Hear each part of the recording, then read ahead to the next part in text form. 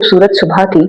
सूरज की रोशनी दरख्तों के पत्तों पर चमक रही थी और दरिया पुरसकून बह रहा था। दरिया के किनारे एक नन्ही सी चींटी दाना तलाश कर रही थी। चींटी को खबर न थी कि जमीन पर फिसलन है। अचानक वो किनारे से फिसल गई और दरिया में जा गिरी। पानी की तेज लहरें उसे बहाकर ले जाने लगी।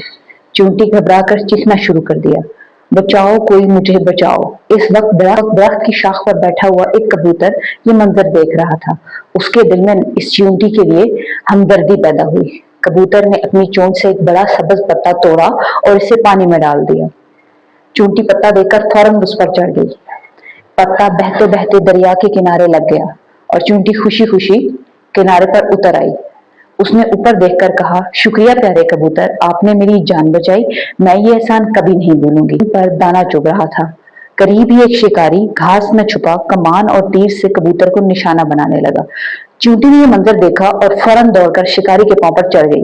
इसने पूरी ताकत से काट लिया। शिकारी दर्द से चौंक गया और तीर इसके हाथ से खता हो गया। तेजी से अपने परों को फैलाकर आसमान की तरफ उड़ गया।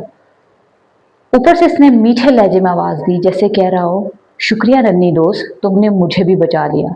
उस दिन के बाद चींटी और कबूतर सच्चे दोस्त बन गए।